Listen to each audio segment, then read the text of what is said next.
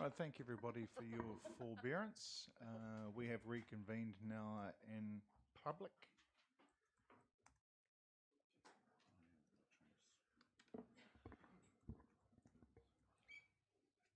There's quite a few recommendations for us to go through, but we have the report from Rhiannon. Welcome back.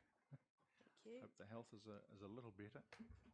We'll be as expeditious as we can. Do you want to take us through, give us an overview of the report and the process from here, Rhiannon? Thank you, Chair. Kia ora, councillors. So this report provides you the opportunity to consider all of the submissions that you've received and heard, the changes to the operational environment since the time of consultation, and the recommendations from officers for you to consider in response to all of the feedback that the public has provided on the long-term plan process. So the report goes through the issues in the order that they were outlined within the consultation document. So issue 1 was the City Centre and Urban Play. Issue 2, the Southern Museum and Art Gallery. Issue 3, Rugby Park. Issue 4, all of the projects within the roadmap to renewal. Issue 5, other activities, which was the link to the infrastructure strategy. Issue 6, which was feedback on finances and revenue plans. Issue 7, the proposals to change the way we rate, and then I've added an issue 8, which is all of those additional requests for support that have been received as part of the long-term plan consultation process. So I'm recommending that you deal with these issues slightly out of order. So issues 1, 2, 3, 4, 5, and then issue 8. So issue 8 is those other requests for funding. So the logic behind that is that you deal with all of those issues that relate to expenditure, and then come back to deal with the proposals to change the rate, and finally what that means in terms of implications for finances and the level of rates itself. So the report does have 6 recommendations. So recommendation 4 deals with the majority of the recommendations linked to the long-term plan. I'll just note that recommendation 5 relates to all of those, all of the allocations that you made for external funding prior to consultation. So it's recommended that you just deal with those as well at this point. So those were the requests that you received prior to the end of last year. So in summary, this paper really is an opportunity for you to deal with all of the issues that have arisen as part of consultation, make those final decisions prior to audit coming back, finalising the long-term plan with the feedback from audit, and then it will come back to Council for adoption and for the rates to be struck on the 30th of June. So today is really that opportunity to make the final decisions. As you're all aware, this is a process that's 18 months long and has been long in building to this point. We've made many decisions over the previous 18 months, and this really culminates today, prior to us then spending the next 2 weeks finalising the document and the budgets itself. So I'll hand over to Michael just to run through the financial overview and the changes to the operating environment before we move on to issue 1. Through yourself, Chair. Just waiting for the presentation to come up.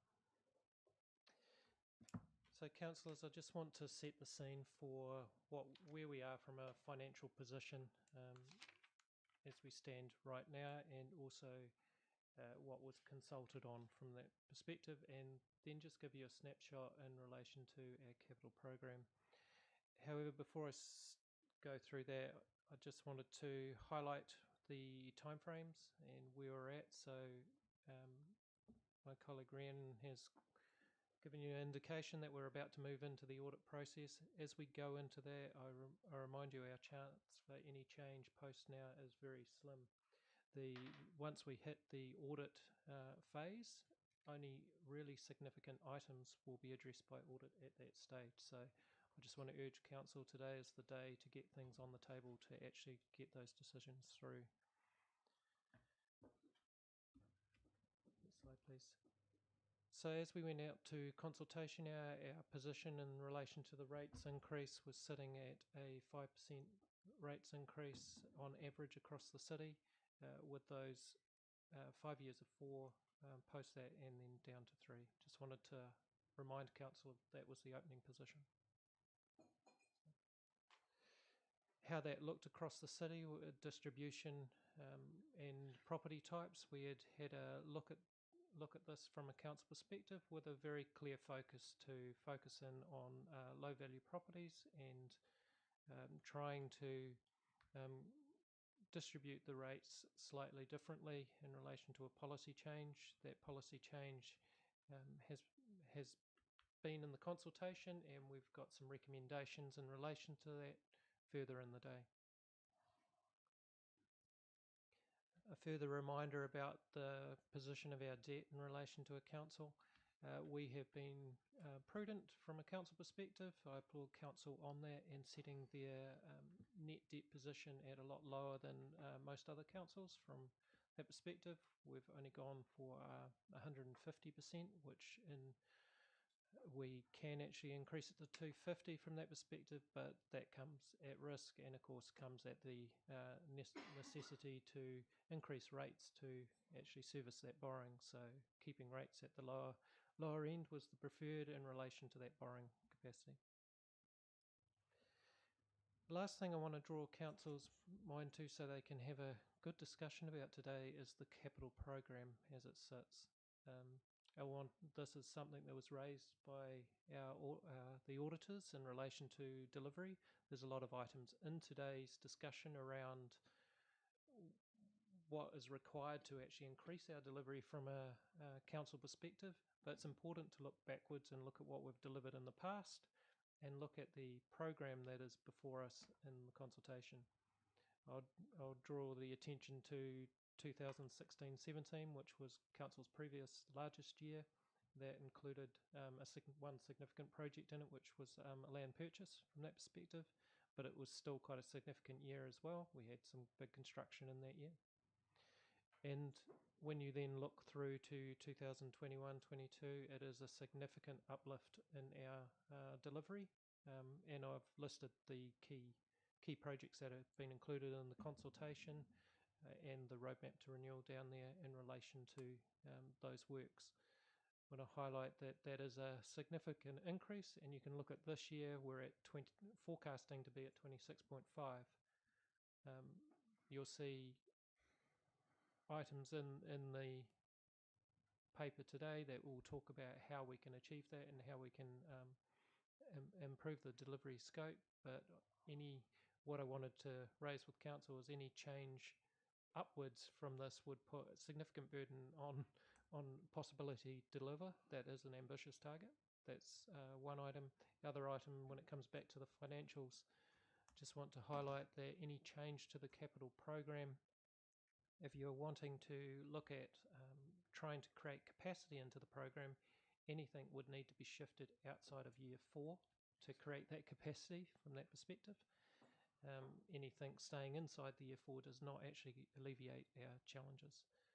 From a financial perspective for the OPEX, we are at a position with the recommendations that are before us that we're still within that 5% at the moment.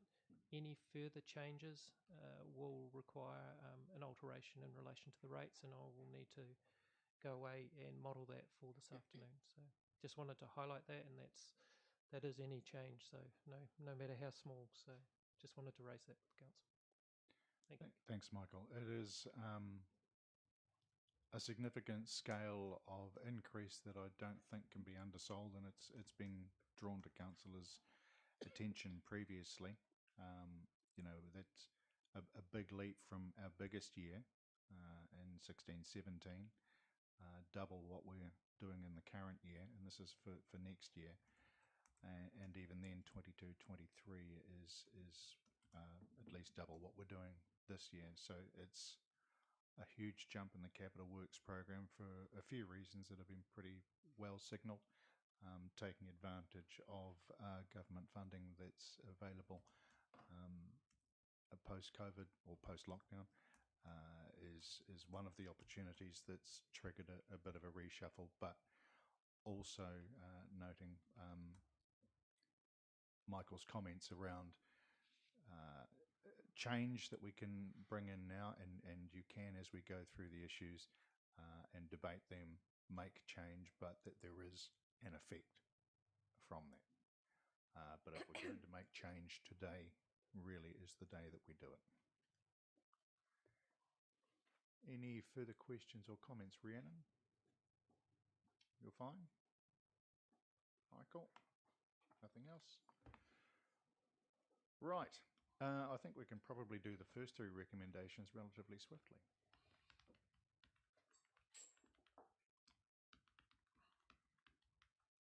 I'll move those. It's quite a scroll backwards, Malavika. Sorry. Yeah, I would like to move those first three recommendations regarding streetscape. I'll second those. Sorry, the first three are just actually about receiving the report. Oh, sorry. 1, 2, and 3. Sorry, Yes. sorry. I thought you were talking about. I'll second those. Thanks. Questions or comments around that? Just procedural. Put that all in favour. Aye. Against, carried.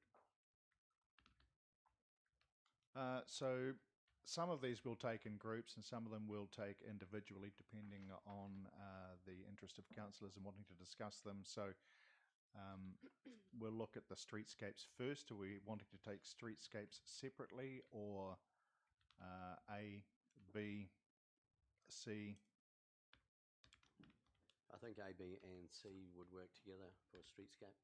I have a comment or question on B. Yep, that's fine. So, Councillor Pottinger's moving the first three. I'll second that to get that on the table. Thank you. Councillor Crackett.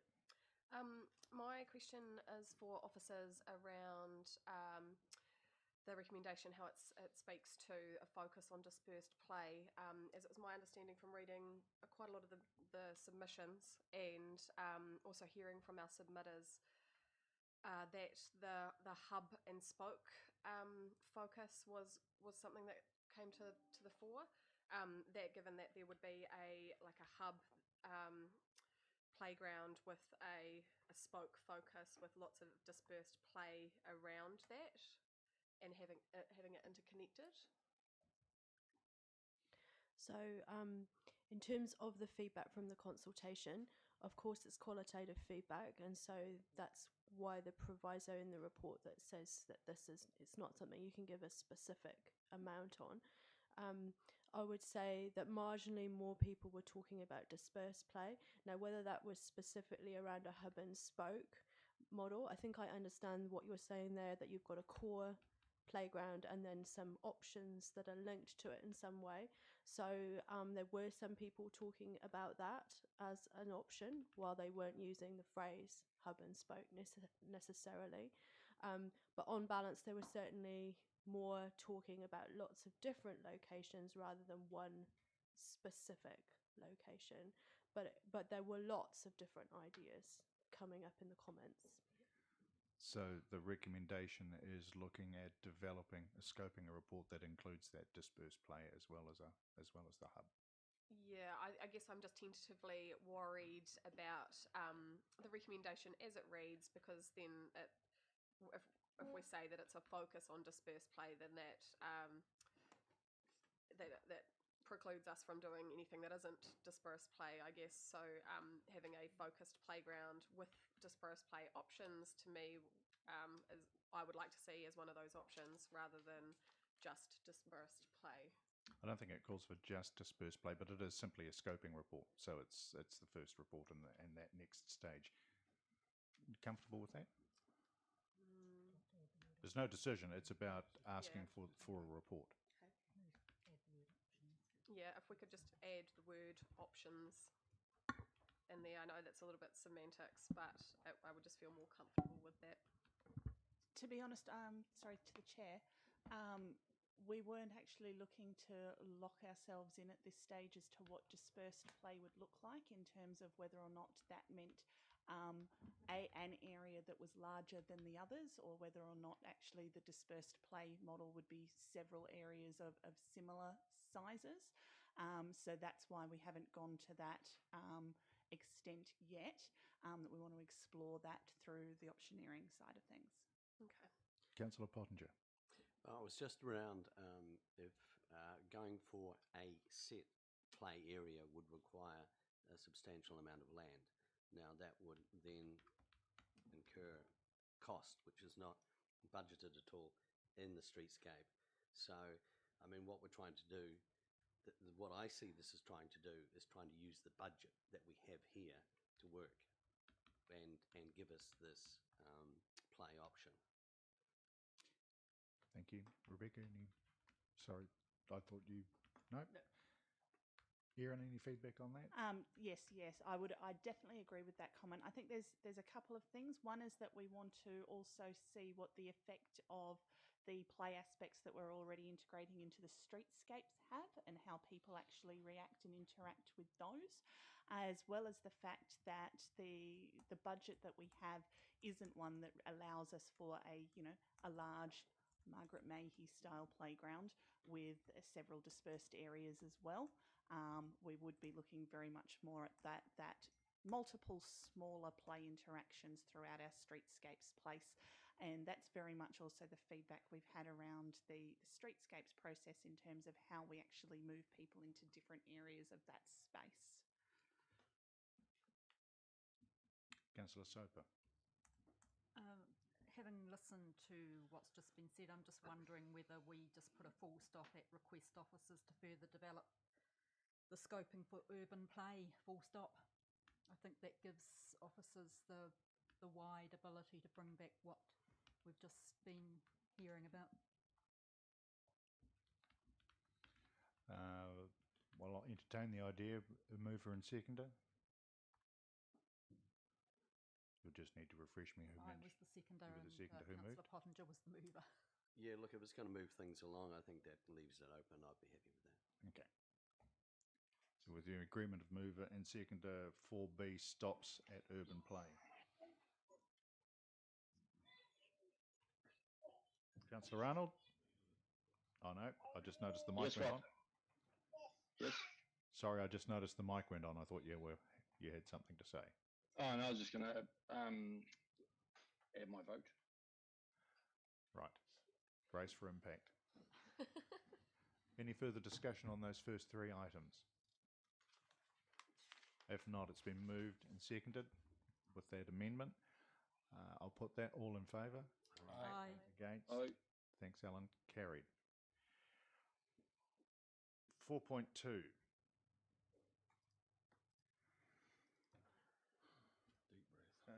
We move into A, B, C, D, E. We deal with all the museum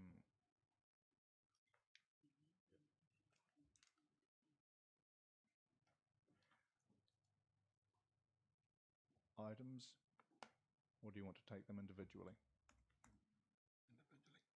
Individually? Okay, well, let's start with A. First option is confirm the first recommendation is we confirm the preferred option to invest 39.4 of a $52.5 million project to reopen and refurbish the museum. Councillor Pottinger.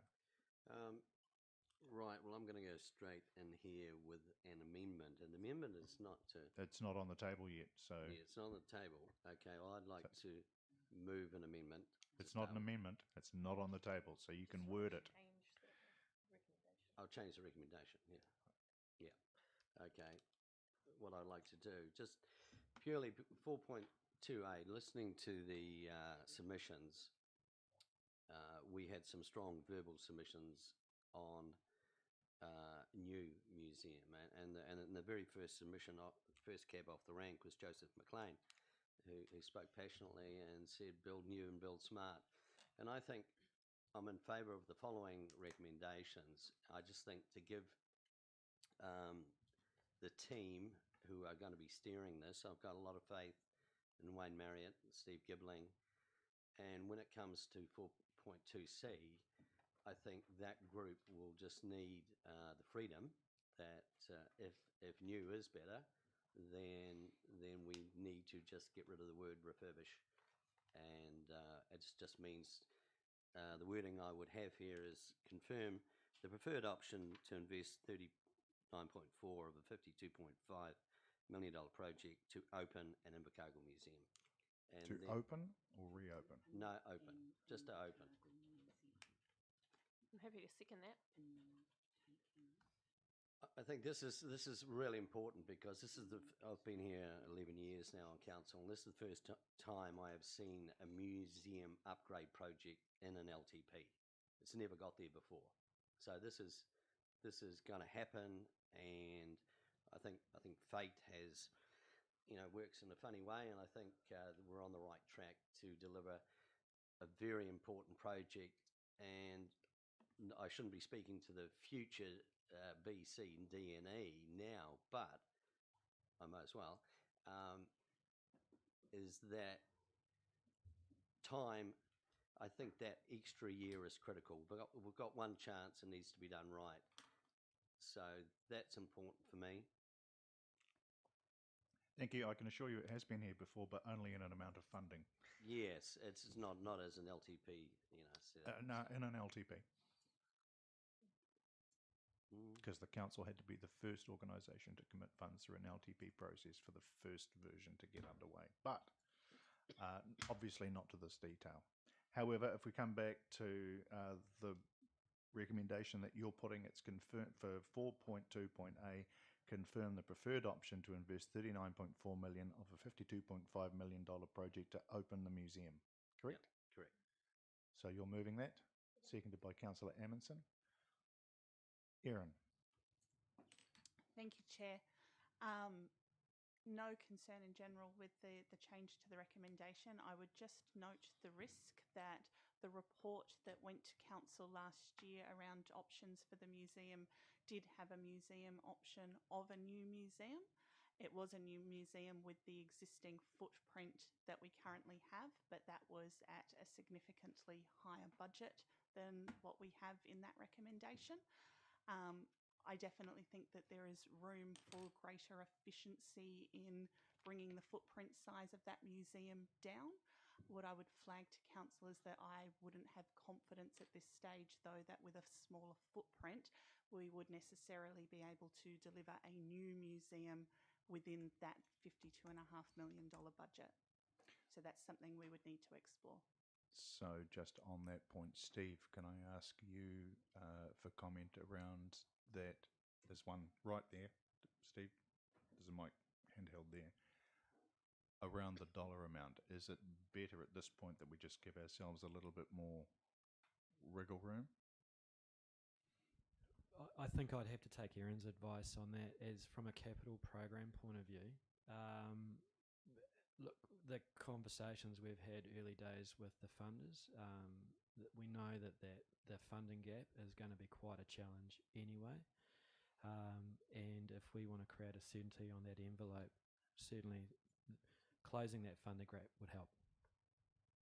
Michael, do you have any comment around the funding? Through yourself, the Chair, yes, of course I do, in relation to that. As I mentioned very early on, any increase in relation to that in the first 4 years is going to have an impact, and this is scheduled to have a significant cash outflow in those first 4 years, so any increase will have an impact on my numbers to model in between the break to come back. Councillor Clark, then Councillor Lewis. Okay, where to start with this? So I'll just talk initially to the amended issue that we've got up there. When I listen to what's been coming through the submissions, one of the overwhelming things is the time frame for getting this done. And I notice in here we're looking at the end of 26-27, which is, by my assessment, at least 6 years away and possibly longer. So I can't buy into that. Having said that, I did suggest yesterday that a new museum on the tennis courts right next to the existing museum had some merit. And the merit for that was, putting aside the time frame for it, was that it removes our ability or need to find immediate storage for the collection. It could stay in the Pyramid Museum. We could potentially lease part of the Pyramid Museum out at a later stage for other storage purposes as well. and it gives us a new building. I'm not convinced by the report we got last year around the cost, which is what Aaron's referred to, because at that stage we were asking the engineers and quantity surveyors to give us a like-for-like comparison. So we were asking them, if we did a new build and we compared it with the existing pyramid, what would the cost look like? And the cost was $75 million. So it'll be 80 or 85. And I think that's unaffordable. And so one of the issues was, if you take away the like-for-like comparison and you consider that maybe if we had we took out the storage capacity, which was part of that like-for-like, our new museum, which Councillor Pottinger's recommended, could be 10, 15, 20% less than the current one if you factor out the storage facility. And in fact, it may be even more than that. And that might bring that 75 million down to around about 60, which I think is affordable. I've raised this before, and I know it's caused Michael some heartaches, but the long-term plan has got a base underline of $40 million in reserves.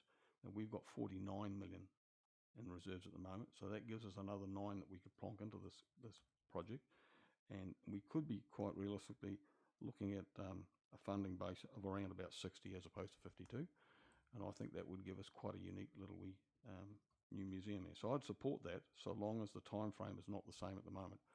In my wildest dreams, I cannot understand why we need 6 or 7 years to scope a new museum and get it built, given the time that's taken for the Langlands Hotel, and the public don't have the stomach for that. So I actually do support the recommendation, but with a caveat that the time frame needs to be much closer. And I know I've heard the staff say yesterday and today that we have to be very mindful of what we've got at the front end of this long-term plan, and Audit New Zealand have raised that as well. So this is not a matter of just looking at each recommendation in isolation. I have some other considerations for later on that push back some of these projects that are not high priority. The overwhelming support we got right through this process and through the stuff we did last year around the research document that we got came back overwhelmingly that, putting aside the city block and streetscape, everybody wants a museum at the top of the list. So we've got to make space and time for that, and funds, and if other things drop further down the plan, then so be it. Thanks. I'll just remind you of the advice that we were given as well around capacity of some of those key infrastructural projects that are contingent on government funding that we've got to make sure that we meet as well. And the Langlands Hotel was about 5 years in the planning before they even started to drill. Councillor Lewis, then Councillor Pottinger. Thank you, Mr. Chair. I would be very much in favour of Councillor Pottinger's recommendation to be carried. I've had experience in major renovations, not as big as a museum, and I know there tends to be an overrun of unseen problems. I know we have structural engineers looking at it, but we haven't had a definitive quote on any of that. And my fear would be that the renovations would actually escalate quite substantially. So I would be definitely in favour of voting for Councillor Pottinger's recommendation. Councillor Pottinger, I'll just check to see if there's anybody else that wants to speak. Otherwise, because I'll come back to you as the mover with the final word. Councillor Kett. Yes, I'm very nervous about fixing up an old building. It's probably 70 years old, and you strike problems.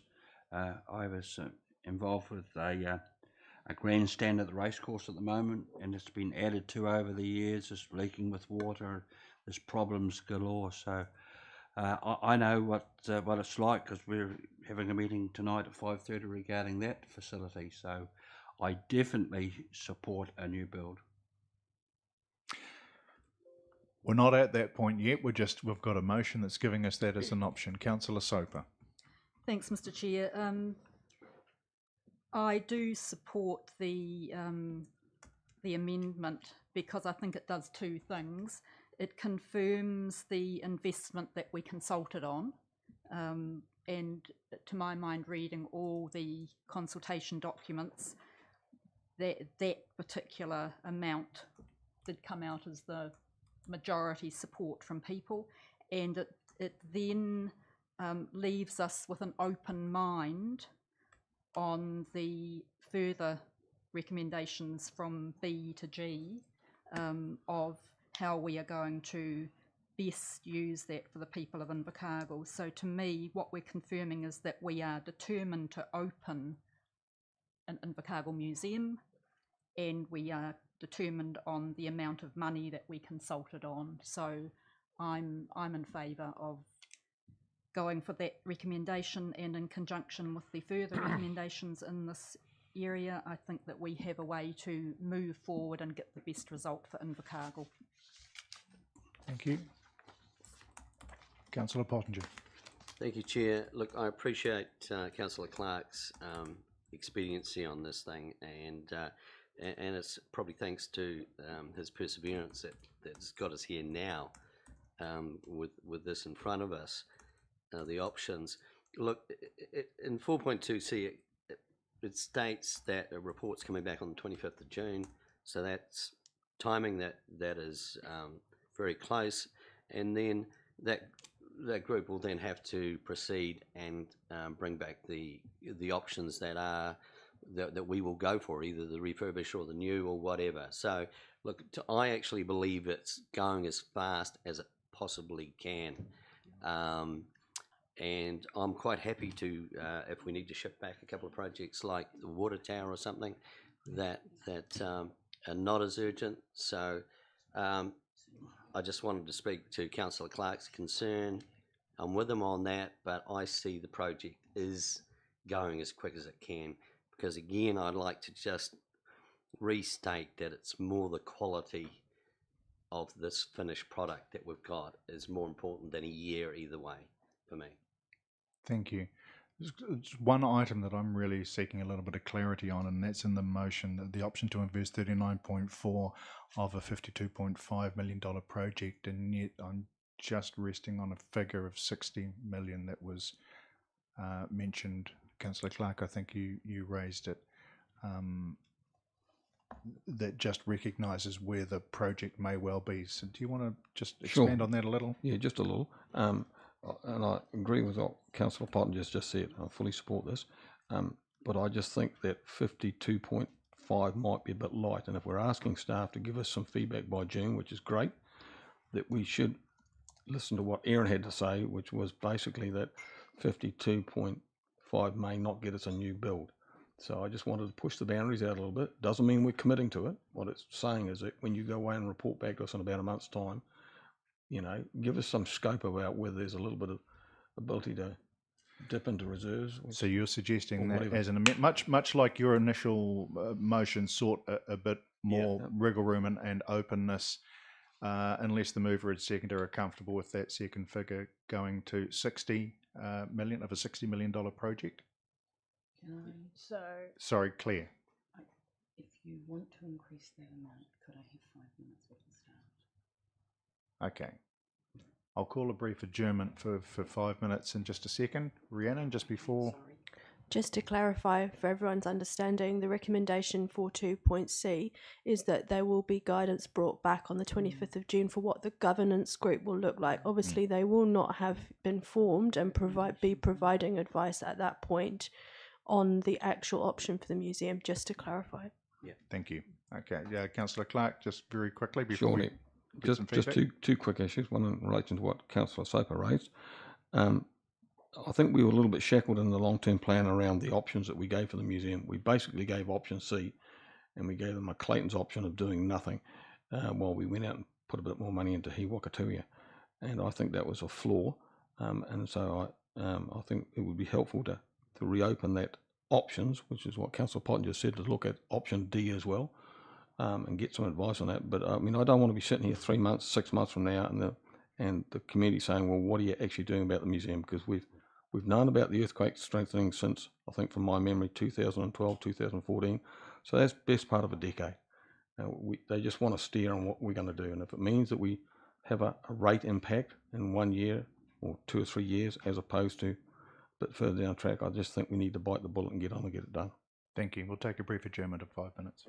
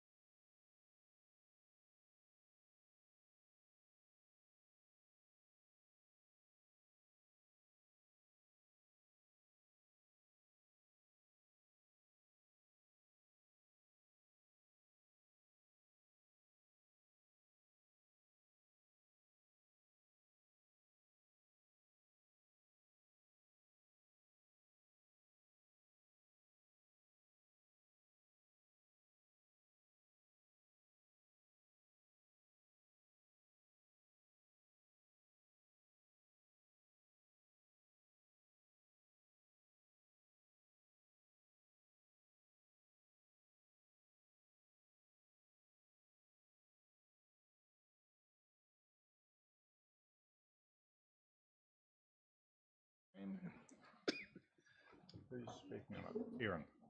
Erin, the floor is yours. Thank you, Chair. We've just had a discussion just around confirming the budget amount in option 4.2A. There's obviously been some discussion around the process to reimagine the museum that we need to go through, and the fact that we'll be setting up an external governance group to work through that process with us. At this stage, I would suggest that we could continue to move forward with recommendation 4.2A and that budgeted amount as it stands. That will give us the opportunity to work through that reimagining process. And if we get to the end of that process, we are finding, to Councillor Clark's point, that we would be proceeding with a new build and that requires additional budget, then that's something that we could address through our long-term planning process. So we'll do a variation at that point. But at this stage, we can move forward with that process with the current budget. Cool. Thank you for that clarification. Mr. Chair, I wonder if Erin also wants to speak to 4.2C and the need for... Yes, so I might actually pull up Steve Gibbling to speak to 4.2C. Yeah, thank you through the chair. Look, in regards to pulling this governance group together, what we're recommending to is that we've identified the allocation of approximately $60,000 to support that governance group, which would see an independent chair being appointed to lead a group of local stakeholders through that reimagining process. That work would obviously kick off at the beginning of next financial year, and this would be part of the report that would come to the June 25th meeting, but we're just highlighting this now as just to bring this into the budget at this point. Thank you. So that brings us back to the original motion that we have up there, which is not the one in board books, but the one from Councillor Pottinger. You can see it as 4.28. It's been moved and seconded. And with that clarity, thank you to the staff. I'll put that. All in favour? Aye. Against? Carried. Thank you for that. 4.2b is confirming the preferred location for the museum remaining at Queen's Park. Now, on that, I also don't think that it locks us in. It's about the preferred location. It doesn't say the final location. So with that explanation, I'm happy to move it. I'll second it. Seconded Councillor Soper. Discussion. It's relatively... Councillor Pottinger. I think you made a good point that it all depends on what this final decision is. So I think that's wise. Yeah. So with the, actually, should we do B and C together? Really, Councillor Soper, I'm Happy to agree to that as the second. Thank you, Rhiannon. And Can we add the amount into 4.2C, the 60,000 recommended budget allocation? Yes. Sorry, I was getting confused between 60,000 and 60 million. It was the last figure we were talking about, and I thought, holy. Oh, that's good governance, John. Councillor Soper and Councillor Clark. Thank you, Mr. Chair. Just on that, since 4.2C suggests the staff are going to come back to us with the suggested setup of the group, I think that would be the time to put in the costing amount rather than include it now. Okay. Councillor Clark. Two issues through you, Chair.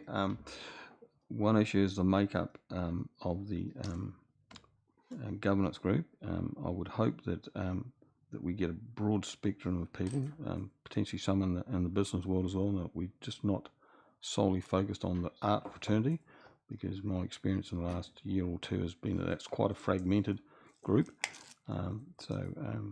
with different views. And secondly, what's missing in this cluster of 4.2A through G is that when we set up the group, we'll get the paper back about the group on the 25th of June. There is nothing in there that tells us when we're actually going to get the report from the group.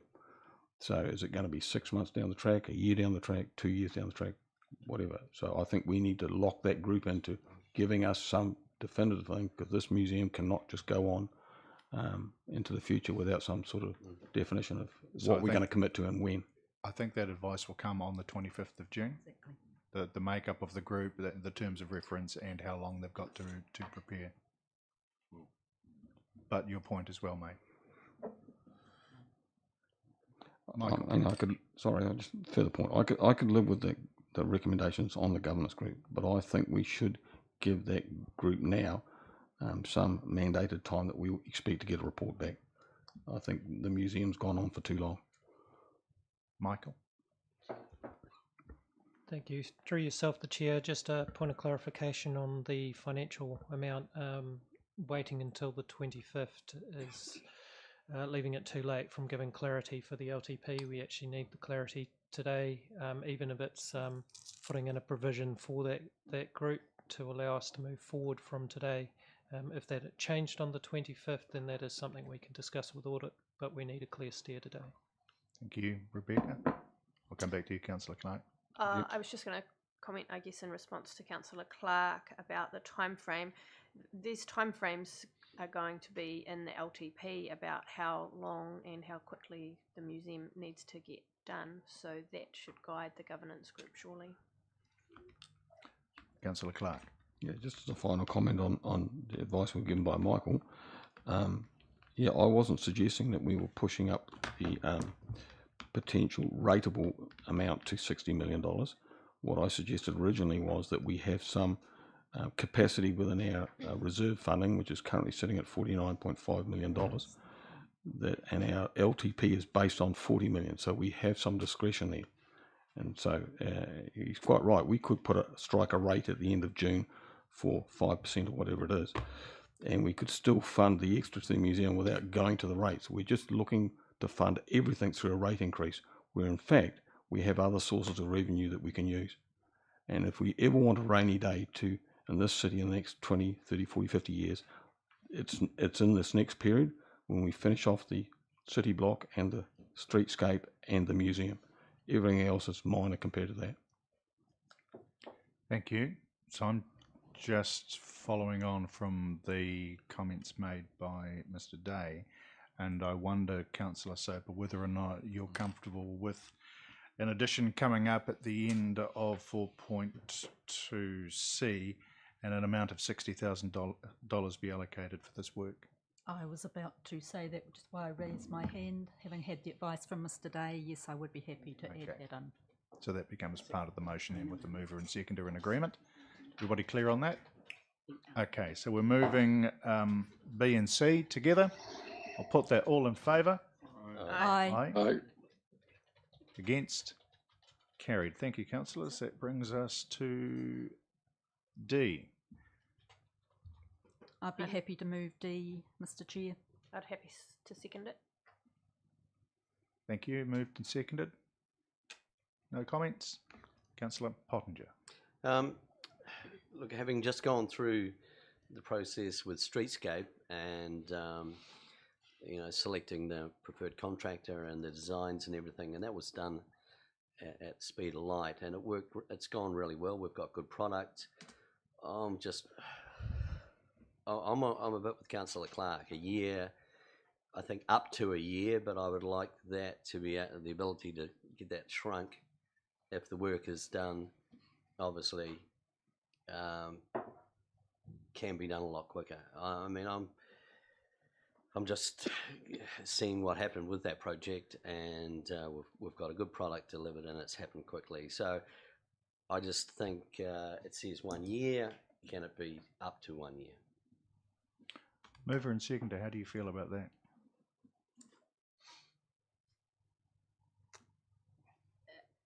Is this recommendation going to affect the budget?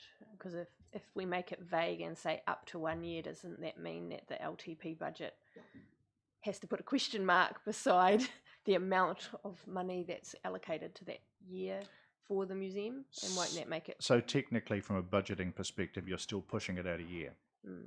But what you're doing is saying if it's finished early in that would be good, and I guess that's the steer that Councillor Pottinger's talking about.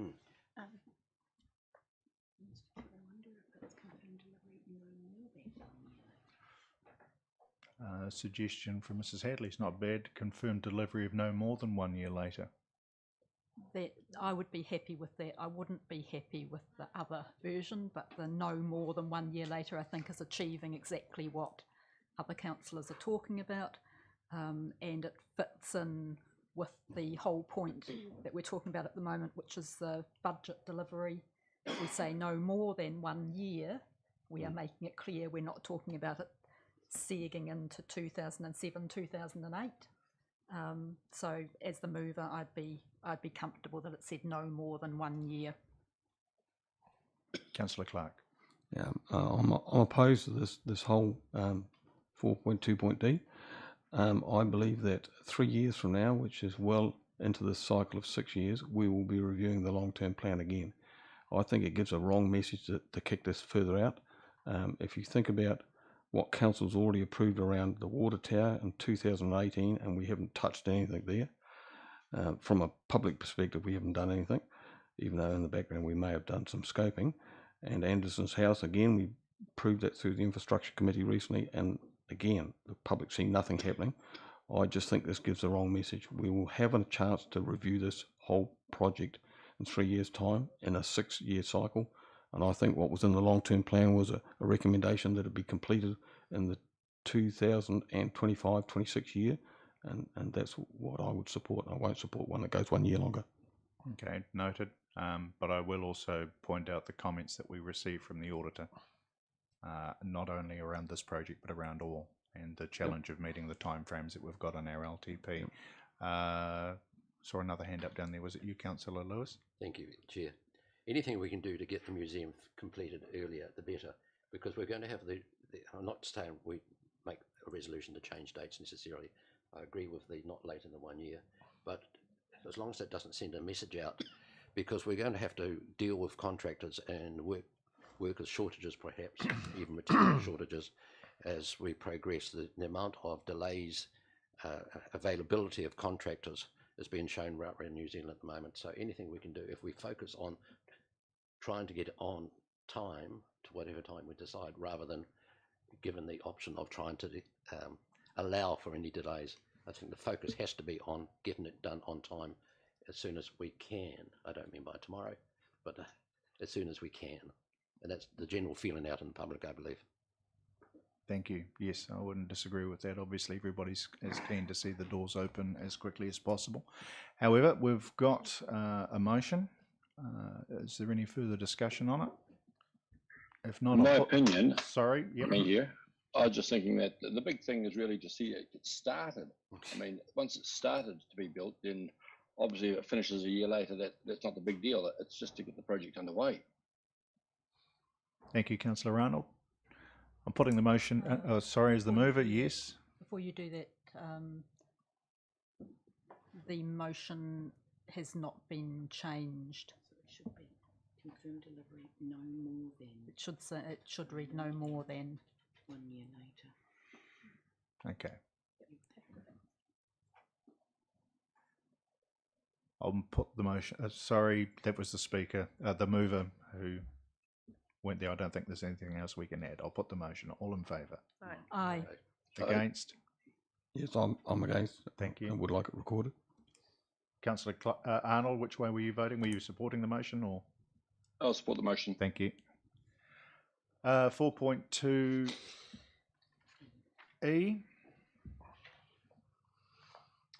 I'm wondering if we can.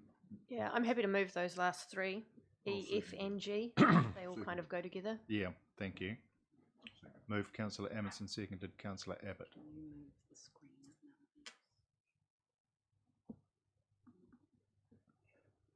So sorry, it's over a split page there. Yeah. So. But we haven't changed the text at this point from what's sitting in board book, so that's kind of useful as well. It's open for discussion.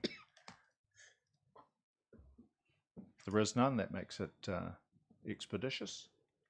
Put the motion. All in favour? Aye. Aye. Against? Carried. I'll park my thesaurus. 4.3.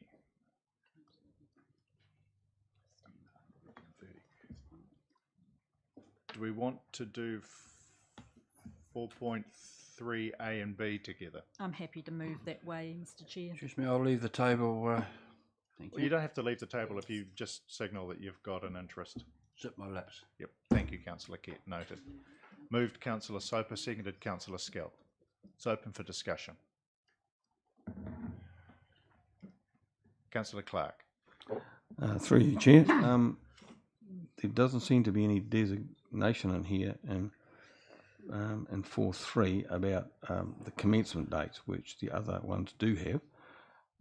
So going back to the long-term plan, it was recommended that the Rugby Park renewal be 2023-25. I'm of the view that stage 1, which is just a strengthening of the building, should be earlier than 2023. It's creating us problems now, and historically this is one of the projects that's been sitting on the shelf for a long time. It's my understanding that when we took over the park, the ownership of the park in 2015, we already knew it was earthquake prone then, and we've had a series of reports since then, and we haven't done any remedial work to resolve that. So I think that needs some urgency, and I know some around the table may very well think, well, we're bringing too much into the front end. I've got other projects that need to go further out to accommodate this. So I think that stage 1 should come back up to the 2022 period, not 2023 and beyond. And that stage 2, which is a more of a look at how we develop the park for future use, could be pushed further out. Thank you. Comments are noted. Remembering, of course, that shuffling that around does impact how we are spreading the rates over the term of the long-term plan. Are there other comments, councillors?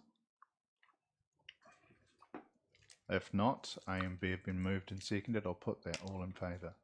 Aye. Against? Carried. Thank you, Councillor No, Clark, for raising. I'd like your vote against, recorded because there's no time frame. Thank you. Mr. Chairman, has it been recorded that I didn't participate? Yes, it has. Thank you. Do you want to add the year to the motion 4.3A, in which case in the current plan it's 23-24? Sorry, the vote's already been taken. Mr. Chair, I think in writing the report, Rhiannon included the years if there was a change from the consultation document, but has not included them if there is no change proposed. That was the rationale. Thanks, councillors. That brings us to 4.4A and B. Just by the way, I'm planning on taking a break at 10:30. Not me personally, but all of us. Just you. Mum taught me to share. Talking to himself. Yeah. But we can get through this next one certainly. Anderson House 4.4A and 4.4B. I think we can take together. Councillor Scout has indicated you're wanting to move it. Thank you. And seconded Councillor Soper. Those two items are open for discussion. Councillor Pottinger. I think this is the prudent move. It's essential that we act on the water tightness, painting, and not let any further degrading of any of the external materials. So I fully support this. I think with the and the view with the other options for the venue, it was a real tough one. Listening to the submitters, it ended up after that it actually can't be used really for events. It's sort of a monument of something. And even if a wedding was to be held there, it would be held in a marquee outside.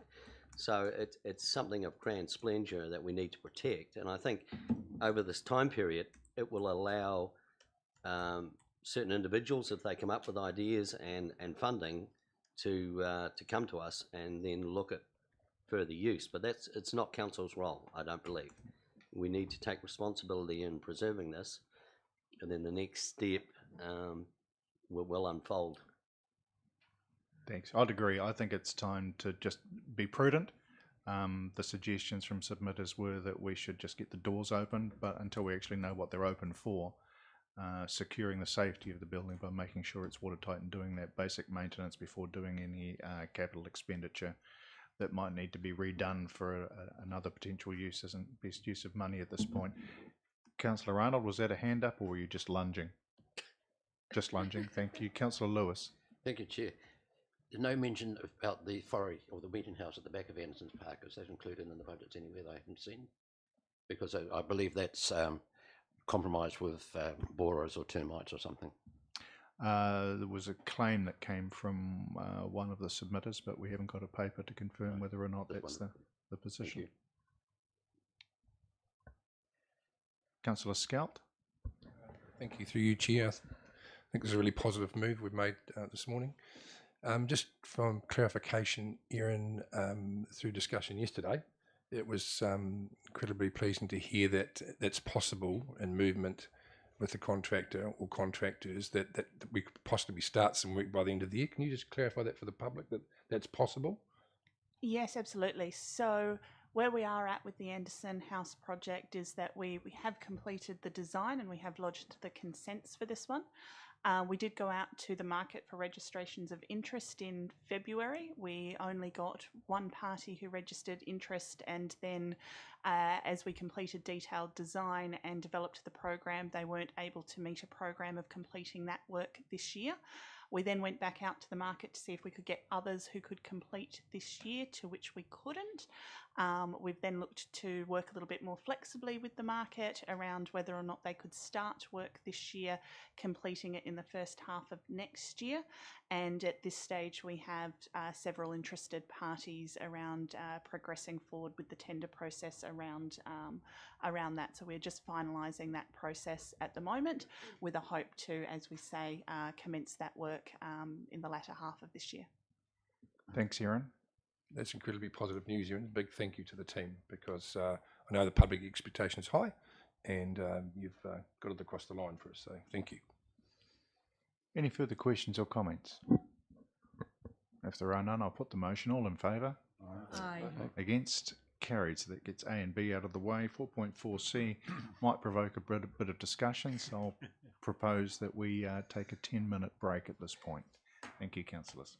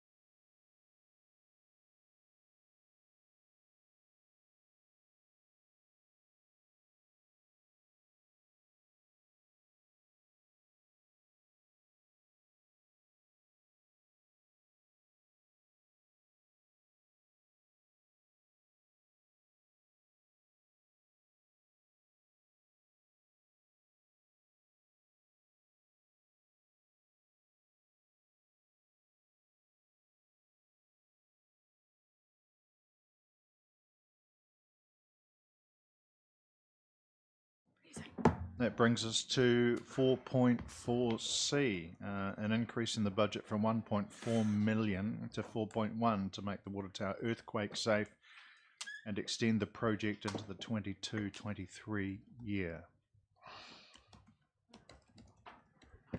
Councillor Amundsen. I'm just wondering whether we need to push this one out a bit further to give ourselves a bit more breathing room, given that we've got so many projects in that list of 70 million that we were shown earlier, and given that this is quite a significant increase to the amount that was required as well, that maybe, you know, we can't do everything that we want to do all at the same time, and maybe this has to be the sacrificial lamb in this case. Thank you. Councillor Abbott, then Councillor Scout. Thanks for that. I concur with what Councillor Amundsen said. It's gone from 1.4 to 4.1 million. It's an iconic institution. I agree with that. It's a landmark. I think it can stay as a landmark. And the priority I would like to see would be that shift of money to the museum. Can I ask a question of the staff about when might be the best year to shift it out to? If we had an appetite. Erin. Through you, Chair. Yes, there's definitely capacity to move the water tower out to the latter years of the long-term plan. What I would suggest is that we are currently in the latter stages of detailed design for this project. So there has been obviously budget expended to get us to that point. I would suggest that we'd want to finalise that detailed design package so that we've completed that full stage of work and got the benefit of that investment. So that would require approximately $300,000 of that 4.1 to be retained. We could look to move it out, I think, as far to about the year 8 of the long-term plan within the regulatory standards. However, I guess we just should note that it is a building that obviously does present a risk, and if we do have an event, and it is obviously within the vicinity of the road and within a reserve area. So there is obviously some risk that we are taking on continuing to delay the strengthening of that building. Councillor Scout, then Councillor Clark. Thank you, through you, Chair. Just concur with Erin there, the points she's made. Just to clarify, Erin, from yesterday, the earthquake risk in the sense of the liability to council, the date was 2027 or 2037? It would be, I don't think it's 2027, it's slightly after that, but I'd need to just double check that one. Thank you. And for you, Michael, just in charge of the chocolate wheel, just by pushing out the financials on that, if we went out I think you mentioned the 5-year cycle, we push that into the next financial, from a business model we're looking now, that would alter the barometer on the chocolate wheel going forward. Yes? Through yourself, the Chair, yes, that is correct. Thank you. Councillor Clark. Just want to support the motion and recommend that we have an amendment that goes out to the 2026-27 year. Like my colleagues, I think the cost is uncertain yet till Erin finishes her work, and we just need to take the pressure off the front end, as Audit New Zealand have suggested. We're probably too ambitious at that first 4 or 5 years, so I'd certainly be quite happy to kick it well out. It's not a high priority for me. So is your suggested amendment including allocating a dollar figure of, I think, $400,000? Yep. Correct. $300,000. I'll second that. Thank you. Who was the mover? Well, I kind of suggested it, but... Are you comfortable with incorporating those changes into the motion? Yes, absolutely. Okay. So do I understand that the motion will now read retain $300,000 for the 21-22 financial year? No, so what it would actually be is it's $300,000 is the total cost to get us to this stage. We would want to retain 100. We've already spent approximately $200,000 on the building. We would want to retain a further $100,000 to complete the work. So retain 100,000 for the 21-22 year? 21-22 year. To complete detailed design work? To complete detailed design work. With the remaining 3.9 million. Sorry, the remaining. Sorry, it's 3.8 million. Sorry. in the 20, 6-7, I think, was what council. 2026-27. That's fine. Can I ask, are we better off for budgeting purposes to not be specific about the year so that when Michael goes away in the break to mess things around, he has a bit of flexibility about when exactly that is the best time to pop that back in? Is that useful? Through yourself, Chair, look, I'd rather a clear steer from council give me direction on when you would like these, and then I'll model it from there. And if I've got concerns, I'll come back after the break. You need to spell complete.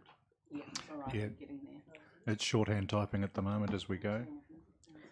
Councillor Clark. Just one quick thing for Michael. I think yesterday you said to us that our rates were sort of roughly 5% for 5 years, and I think 3 years for 4%. 5% this year, for dropping down to 3%. So where's the 3% cutoff? Is that 2028? And if it is, if we're pushing out projects, would it be more helpful to flatten the rate impact out into the years that you're predicting 3%? Which I think is what somebody else was alluding to. Through yourself, the Chair, yes, it is 27, 28 that we do drop down to that point, but it's more around the borrowing levels that hit that peak. It's not so much around your rate side of it.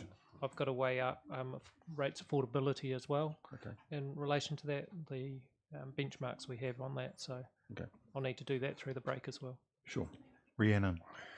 Just to note that all other amounts in the recommendations have been inflation adjusted, so that 3.8 million is not yet inflation adjusted for moving it back. Councillor Pottinger. Well, thank you, Chair. Look, I think there's a bit of water to go under the bridge with this project yet, because it's gone from a $700,000 for 33% to 1.4 for 67. Now we're looking at 4.1, and I believe this 4.1 actually incorporates admission to the tower and use, and anything that when you have a project that all of a sudden has admission, then surely there would be an operating budget needed to go with the tower, because you're not going to have just an open door policy with people running up and down stairs and going in and everything. So I imagine it would be manned. So I don't see any allowance for sort of an activity for this. So I think there's a lot of work to be done yet, and I appreciate what's going into 4.4C. Thanks. I mean, personally, I think the leap from 1.4 to 4.1 set me up, and part of that, as you say, was around access, and the best part of $3 million for a small number of people to be able to stand on the top and have a look out when we've got pressure from so many other projects just didn't seem like good use of what funds we have available. Certainly, I'm conscious of Erin's comments around the stability of the building, because it's next to an arterial route. It's next to a heavily used footpath, and the last thing we want is it actually dropping on someone. But do we need to get to the point where people are able to go out on the top, and even then there's disability access that's got to be factored into account? At that amount of money, I'm not in that space personally, so I'm comfortable with the amendment as proposed. So the amendment is done with the, sorry, it's not amendment, that's the original motion includes those changes. Alan? Councillor Arnold, did you have a comment to make? Just listening. No, all good. Okay. Sorry, when your hands flash up like that, it's a signal that you want to say something. So I'm just moving sometimes. Ah, Yeah, yes. You should be sitting here, stuck to the seats. Okay. With that understanding, I'll put the motion then. All in favour? Aye. Against? Aye. Carried. Thank you, councillors. Brings us to the funding allocation for the active recreation precinct, 4.4D. Somebody wish to move that? I can move those. Thank you. Are you just that one, or are you D and E? D and E together? Thank you. Second that. Seconded, Councillor Soper. Open for discussion. there is none, I'll put the motion. All in favour? Aye. Against? Carried.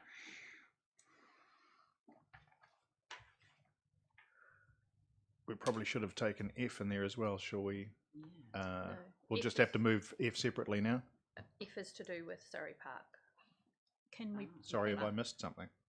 Yes. We've missed something. Can we put the word Surrey Park into F, please? Thank you. So we haven't got something there, so we're adding Surrey Park to F. Now it makes a whole lot more sense and we haven't missed anything. I thought that was. I'm happy to move F on that basis. So just check the changing text on the screen. So we're including the retain 1.5 million in the budget for Surrey Park and defer this project 2 years to 23-24 in order to undertake further consultation and scoping directly with impacted groups. And that was the clear steer that we got through the consultation as well. It was actually useful to see the users coming together and giving us the same steer. So with that change, it was moved. Councillor Soper seconded. Sorry, Councillor Skelt. Any further discussion? Councillor Clark.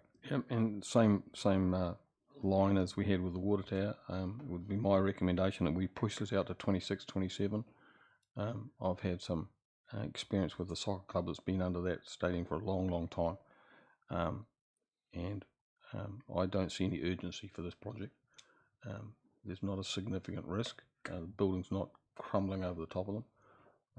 It's something we should push out again because Audit New Zealand has told us to be, or suggested that we're too ambitious at the front end. I guess the concern was around the safety of the people using the grandstand, not necessarily Waihopai AFC. No. Yep. Councillor Pottinger. Well, actually, I agree with Councillor Clark. There is more work to be done just besides the actual use of the stand and everything, because we also talked about access coming in off Tay Street and the decongesting of the back of the main stadium, Invercargill Stadium. So I think there's a whole raft of work to be done there, and not just around the users of the particular thing. I think the whole complex, when you look at it from a bird's eye view, needs careful planning. So then that's not going to happen in that time frame.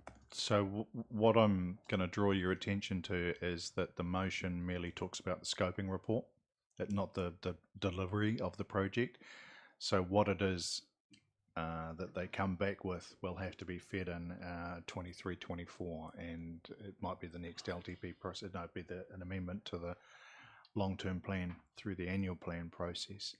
So the motion leaves the ability for all that to be incorporated. We're waiting for them to come back with the suggestions. It's not the completion of the work, and the suggestions may involve different funding requirements around what's happening with the grandstand, club rooms, orientation of the grandstand and the use of the grounds around it. Yep.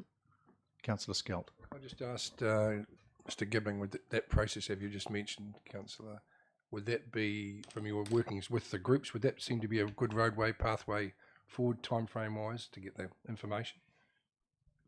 Yeah, thank you. Through the chair, look, that's certainly the clear feedback I think we heard last week through the submission process, and it's also the feedback we've had individually with those clubs, is to take our time and do it once well, and I think this recommendation gives us that direction. Thank you, Councillor Clark.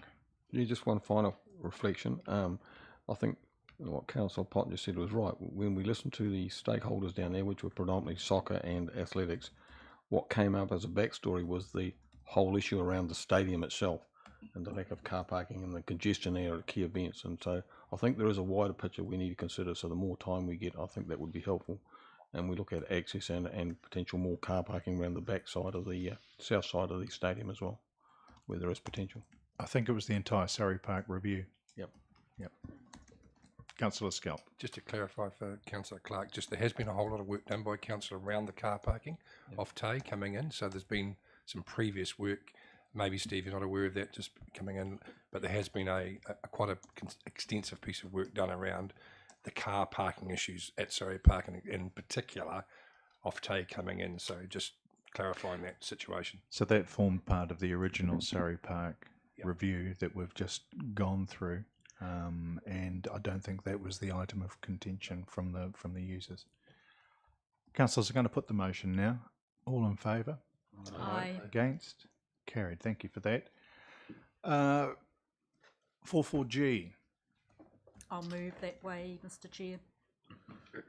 Moved Councillor Soper, seconded Councillor Amundsen. And can I just make a comment? Yes.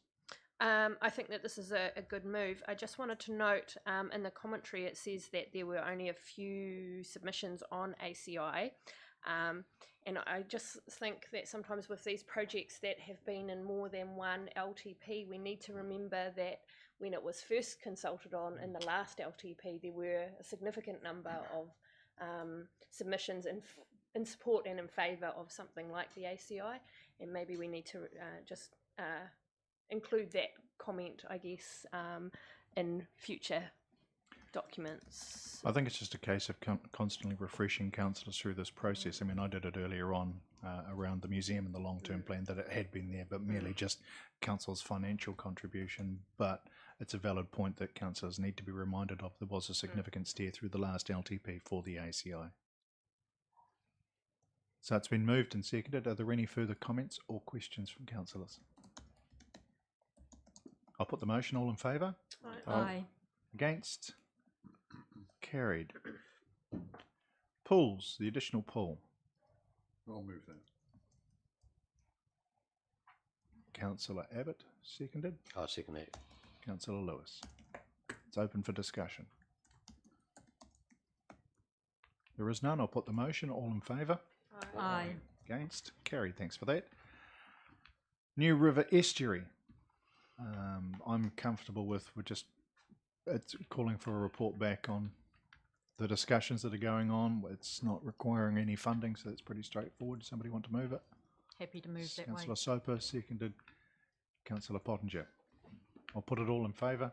Aye. Aye. Carried. Thank you. O'Malley Road. There's a recommendation there. It's open for discussion, councillors, if somebody wants to put it. Councillor Lewis, you moving it? I'd just like to discuss, or I move it, but I'd like to discuss it.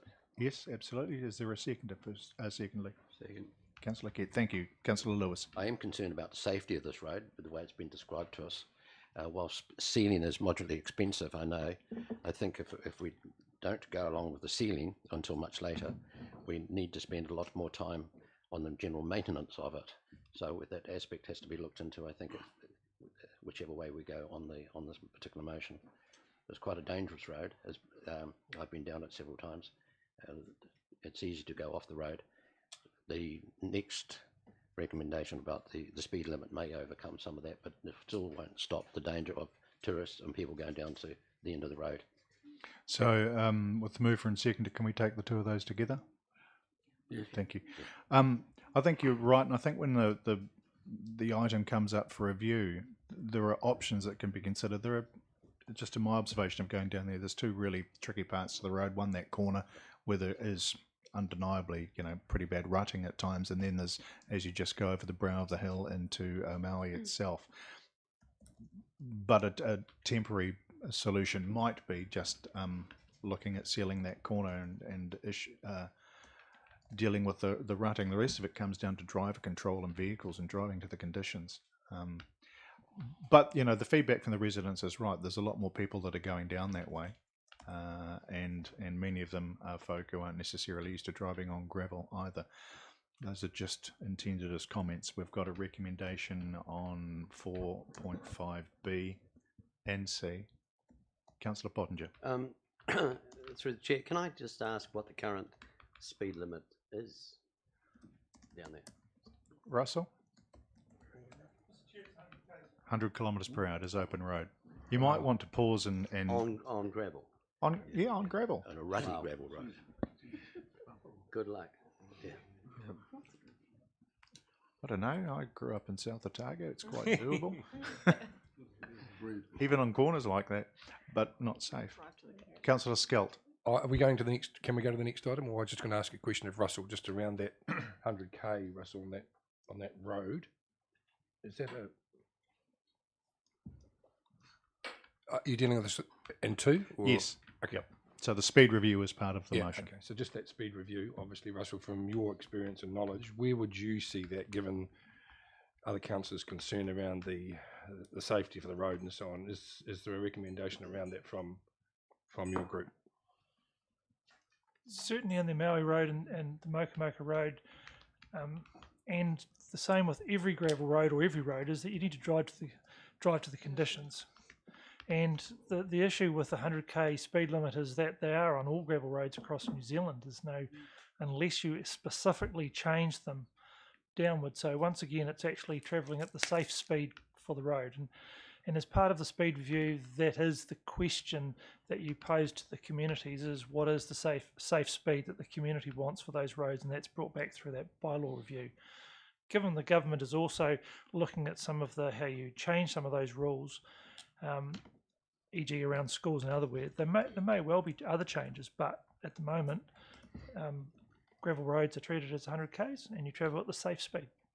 There is, as C indicates, a review planned for early next year. But it's like this morning, people could drive at 50 kilometres per hour on the roads if they wished. Not necessarily a smart thing. It's a limit, not a target. So we're comfortable around B and C. Is there any further comment or questions that councillors have? If not, I'll put the motion. All in favour? Aye. Against? Carried. 45D, dump station at Bluff. Yep. Moved Councillor Amundsen. EF. Okay, D and E. I'll take them together. I'll second that. And Councillor Abbott. It's open for discussion. There is none. I'll put that. All in favour? Aye. Against? Carried.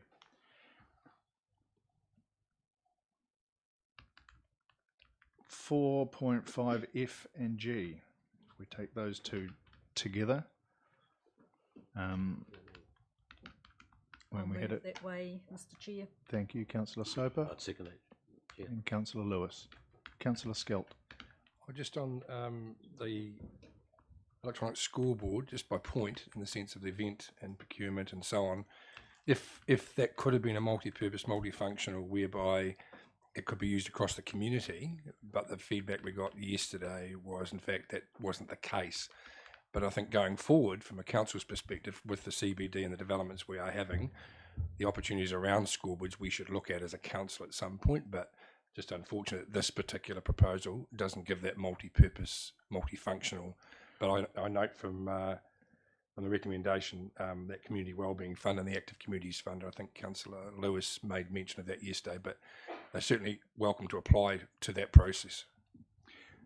Thanks, Councillor Skelt. And as you know, having looked into the mobile scoreboards, Yep. technology is changing rapidly, and so I think we might find ourselves in a position soon, but just not yet. However, they are able to apply to those two funds as the recommendations indicate. So it's been moved and seconded. I'll put the motion. All in favour? Aye. Against? Carried.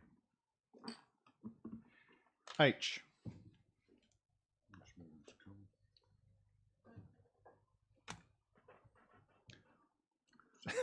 It's really interesting to watch the changing parking patterns at Turnbull Thompson Park as a regular visitor to there. There's a little roundabout there that became a parking plot. Now I notice vehicles going right up next to the turf. There's a part of me that wonders whether or not we should look at employing the same method that we did on Alice Road and around St Andrew Street, because it's all very well if you've got a four-wheel drive, it doesn't stop the four-wheel drive from tearing up the grass, but there are people and some SUVs and some cars that are making their way up there as well, and it's only going to get worse over the next few months. Councillor Clark. Yeah, just to reinforce that, I've got a grandson that goes there. Last couple of weekends it's been diabolical. And the trouble is that there's nowhere else to park other than to park on the grass, just because of pure numbers. If you go back down the adjoining street that runs in, it's a very, very narrow street. And when people park on both sides and don't get their wheels up on the curb, it makes one-way traffic difficult, never mind two-way traffic. So there's a real congestion in there. It needs to be resolved because soccer is still one of the highest junior sport participation that we've got. They drop out later than that, but just about all the junior games are played up there. So there's literally hundreds of people up there Saturday mornings. It's packed till about 11 Yep. o'clock, then it starts to So we clear haven't up. got to the wet part of the season yet, and when we do, we're going to have a real mess there unless we can resolve some car parking. Councillor Soper. Happy to move this one, Mr Chair. Thank you. And seconded Councillor Abbott. Put that all in favour? Aye. Against? Carried.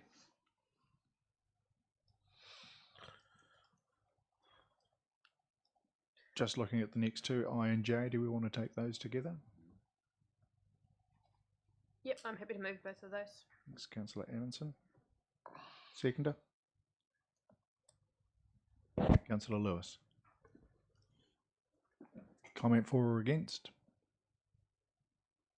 I think it's, Chair, sorry, I think it's absolutely essential to look after the safety of young children who may go wandering whilst the parents or the caregivers are momentarily disrupted. Ellis Road is a very busy road. So I think it's actually a no-brainer to fence it, whether or not we fence the whole lot or just the playground area. I think possibly the latter would be the answer to that one, with swimmable type gates that with the high latches, so people can have access back out to Ellis Road. Or there's no parking there, but perhaps at the bus stops or something similar. Thanks. And I'd support the request that's come forward for a more joined up cycling network as well. I think the potential for that was pointed out in a report maybe 5 years ago, Russell. It was a while ago, came through Parks. So we'll take the next step on that. I'll put the motion. All in favour? Aye. Aye. Against? Carried. K. Is there a mover? Move that way, Mr Chair. And Councillor Amundsen.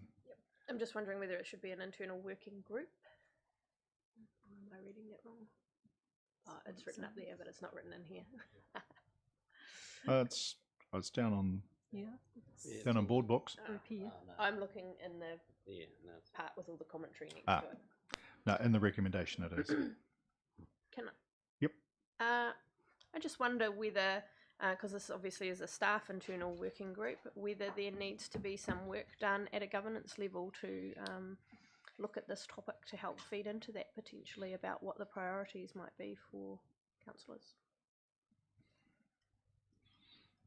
It depends on what you want that informed by. I mean, ultimately we're going to need some information. You're suggesting that there could be a governance representative on that group? No, I guess I was meaning more that maybe we need to have a workshop at some stage about what's the priorities for us when it comes to climate change. Wouldn't that follow from the internal working group? Yeah, I would see it following on from this. Councillor Pottinger?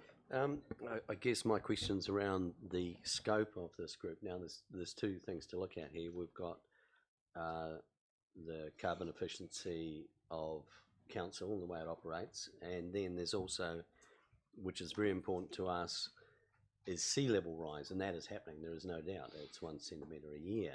So the impact of sea level rise, we've got the flood banks being done down Stead Street, but it will impact on other areas, will change perhaps zonings, I'm not sure.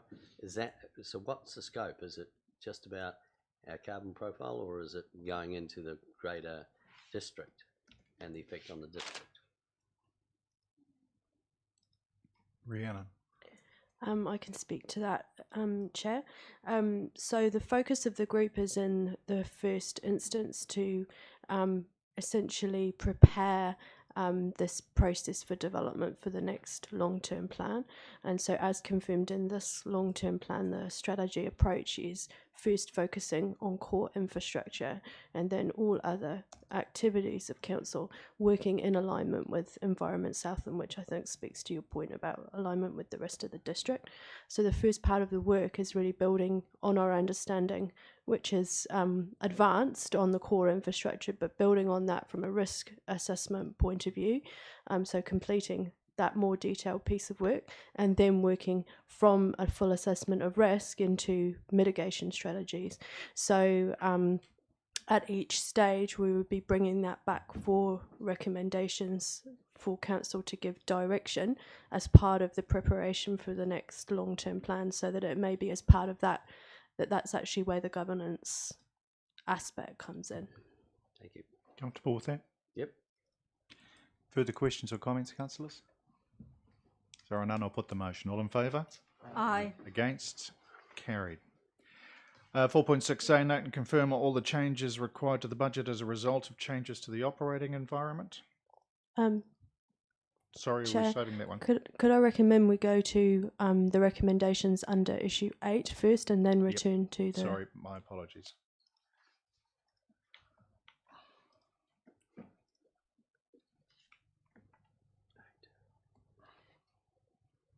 So 4.8? 4.8a. Thank you. So 4.8a, if we start with that one, confirming that funding for operational support of the Bluff Pool continue at the revised level of $110,000 and an operating $110,000 operating grant and $10,000 capital grant from next year. Line A and B. Yes, we'll take the two together. Sorry, was Councillor Scout seconded Councillor Kett. Councillor Abbott? No, I was going to move it. You were in support of it. Councillors, any other comments? If there are none, I'll put that. All in favour? Aye. Against? Carried. 48C and D. C and D together? Yep. Thanks, Councillor Abbott. Is there a seconder for that? I would second that. Thanks, Councillor Lewis. Open for discussion. There is none. I'll put the motion. All in favour? Aye. Against? Carried. E and F. Councillor Crackett. Just declaring an interest in F as my role as trustee in Sport Southland. Thank you. So I won't be participating in the vote. Is there a mover? Councillor Pottinger, seconded Councillor Amundsen. It's open for comment. Put that to the vote then. All in favour? Aye. Against? Carried, noting that Councillor Crackett didn't vote. G. I'll move that way, Mr. Chair. Thank you. Is there a seconder? I'll second that. Councillor Abbott. Open for discussion. There is none. I'll put that. All in favour? Aye. Against? Carried. H. Councillor Amundsen. Can I speak to this, please? Yep. And I'm assuming because there's 3 recommendations under the same block, I'll take them together, yes. that we could talk about them together. When this trust came to council previously to speak to us, they were asking us to invest in the building and buy the building, which the council at that time had no appetite for, and I think that remains the same. This time in their submission to the long-term plan, the request was more open in terms of the support that they were requesting from council, and I would really like to see us support this project in some way, shape or form. My first instinct would be to allocate a blob of money, either in one lump sum or over a period of time, over a couple of years, because I think that this is a project that will benefit the community in the long term. I know of places in South Auckland where they have community centres. There's one called Randwick Park that I'm familiar with, and you know, in high deprivation areas, these kinds of places provide opportunities for people to do things that they otherwise wouldn't have the opportunity to do.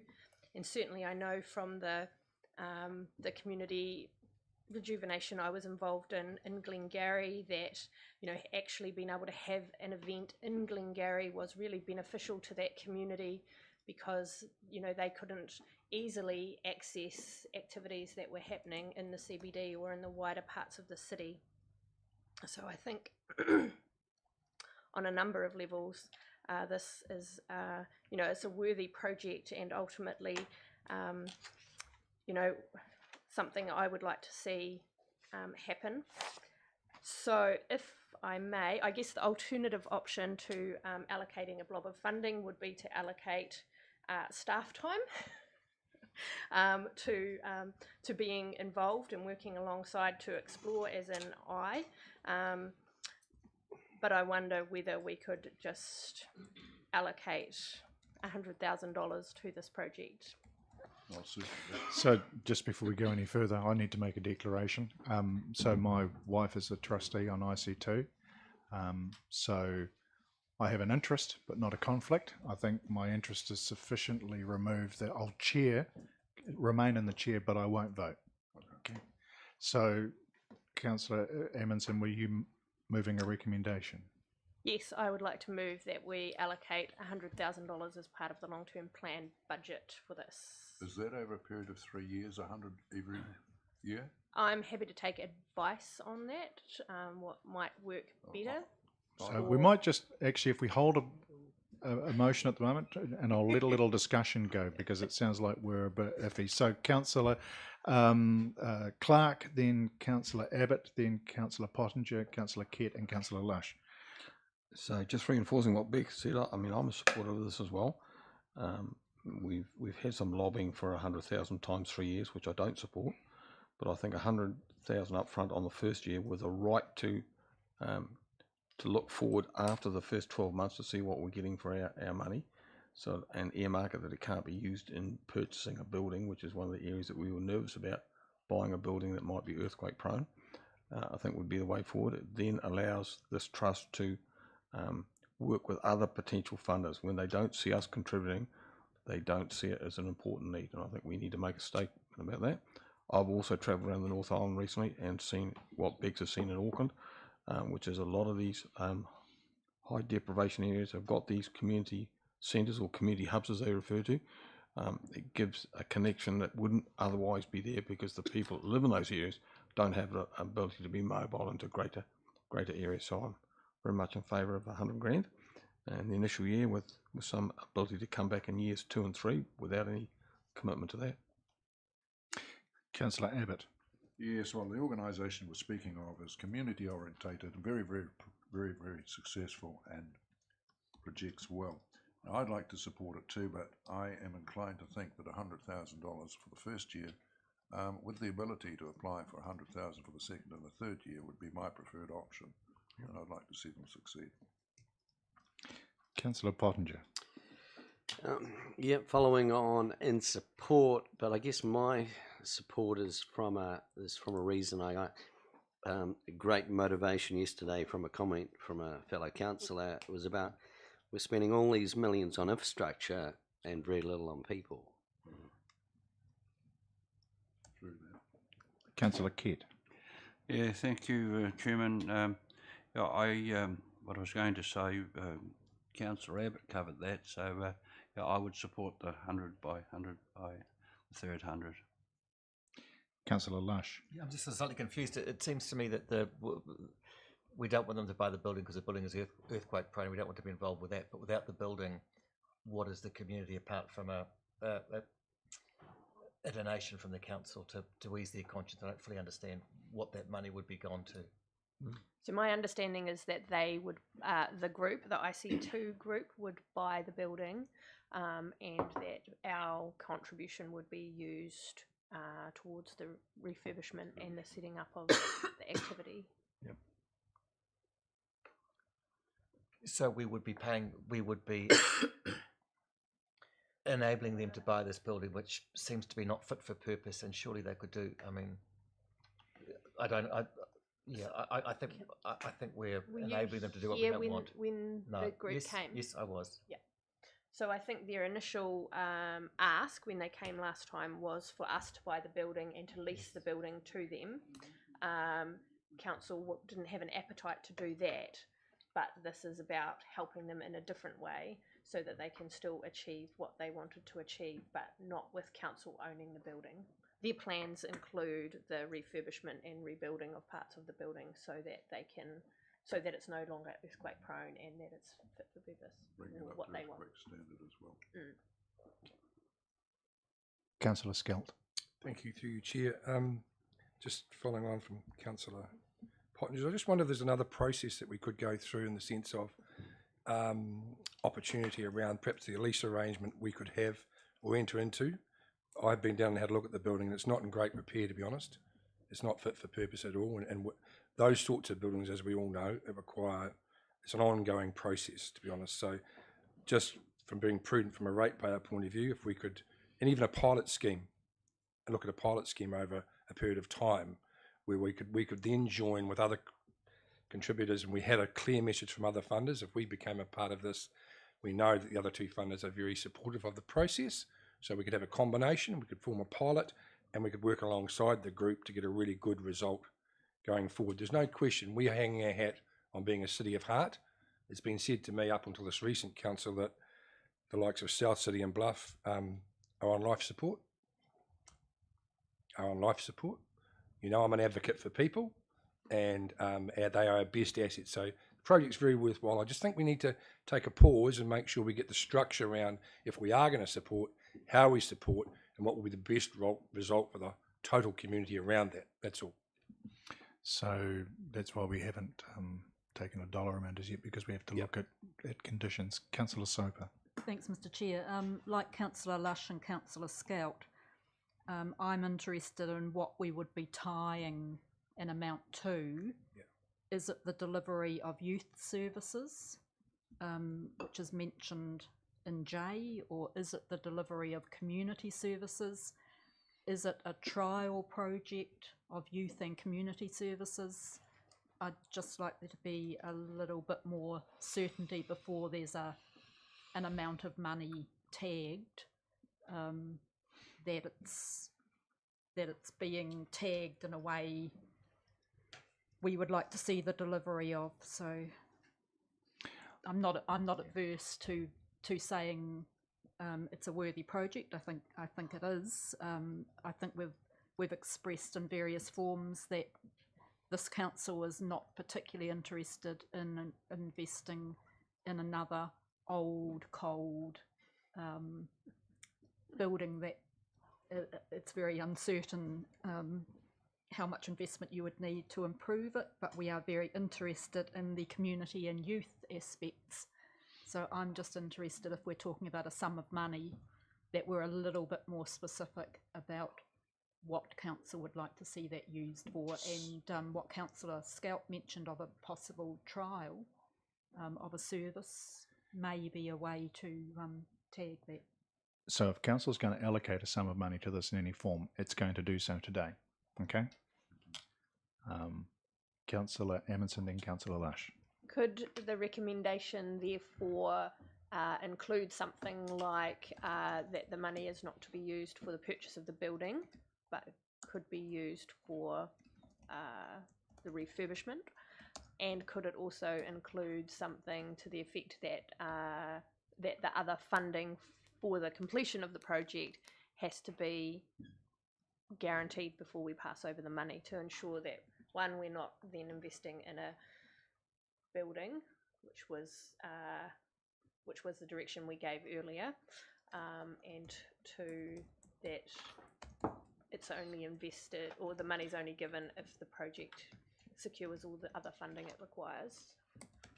I think contingent on other funding's fine, but we're starting to get quite complex here. I'm going to come to Michael for some feedback financially very shortly, but Councillor Lush. I think the optics of this looks terrible. I think that we've gone ahead with them all and looking at the art gallery for 50 million, and we are enabling the people of a high deprived area to go into a church, an abandoned church that was Save Mart, for a youth hub. I think if the deprivation, the problems there are what we hear they are, I think if anything we should be helping them in a process to fundraise some sort of new building. Look, if this is all we can do, I'm not opposed to doing this, but I think it's I think in light of the other things that were done in the long-term plan, I think it looks I think it seems to me to appease the council. I mean, I don't think it's a very grand gesture. I don't think it's probably what's required for that area. I think the intention's well. I just think that we run the risk of enabling them and giving them a hospital pass. Bearing in mind if this is the only chance we've got to give them money, like the chair says, then I accept that. But I worry about the long-term success of that if this is what we're doing. Michael, is this a time when you want to have a comment, or are you looking for a more firm direction from councillors? Look, through yourself, the chair, yes, do need an indication of whether we want to commit 100,000 or over 1 or 3 years or not at all. That does have an impact in relation to the rates of a magnitude, so it needs to be weighed up with the financial impact that would have over the wider community as well. So. Okay, so councillors, we've had a reasonable sort of a round table to kind of get a feeling of where things are at, and now's the point where I'm going to say we're going to have to test the water. So we don't have a motion.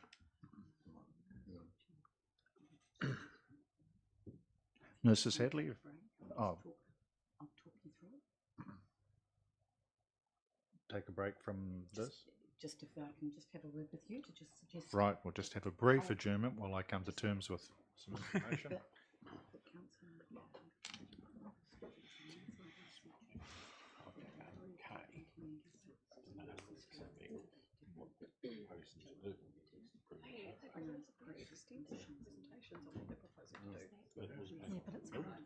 I think so. No, not at all, actually. Yes. Councillors, if I can just get your attention, I'll reconvene. Rangy? Sorry, back here.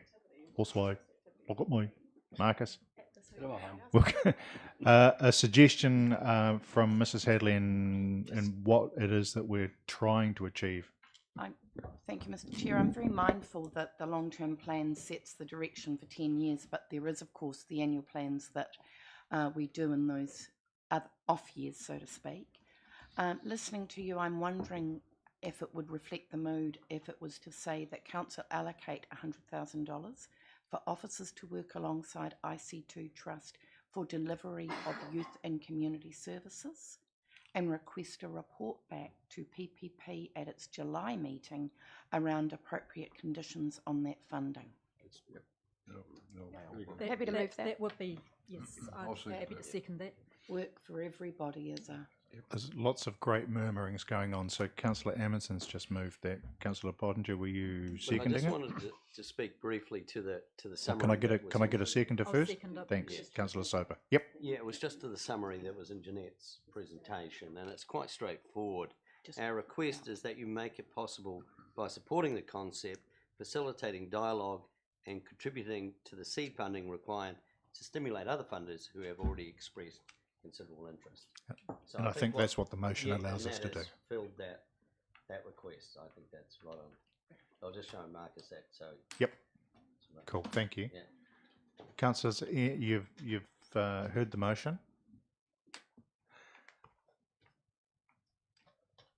Are there any questions around it? Even though it's still going up there. Waiting to read it. Okay. I'll pause.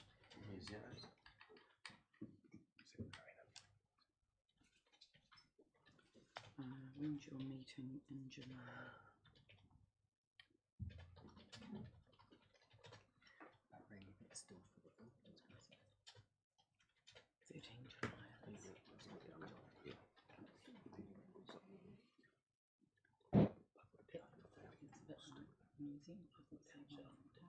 Yep.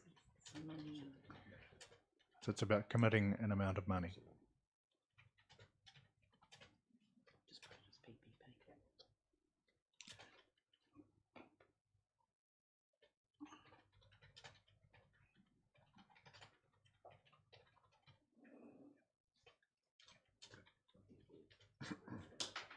And the report back here on that funding. Yep. And at its July meeting.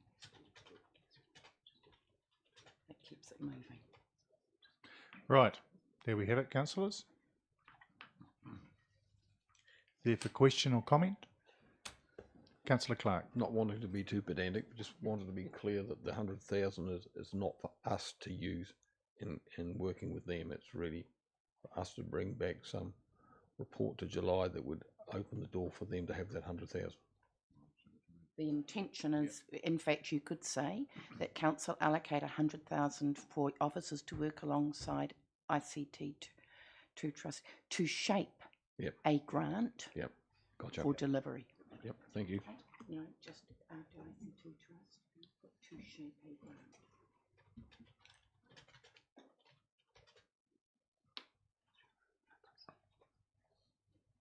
Mover comfortable? Yep.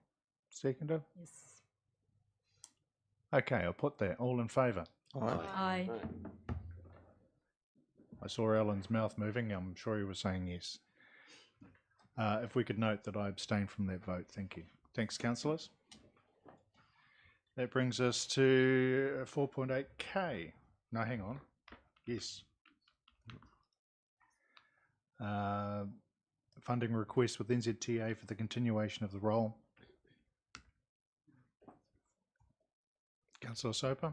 Happy to move that, Mr. Chair, if we just add the name of the role, which Yes, is I'm Waka looking for the role. Kotahi. Thank you. As a funding, no, Of the Waka Kotahi role.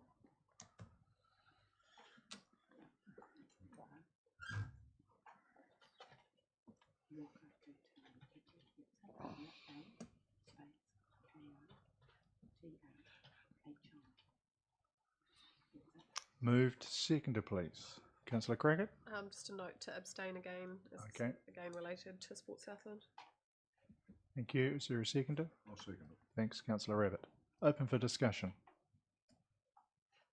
There is none. I'll put the vote. All in favour? Aye. Against? Carried. Aye.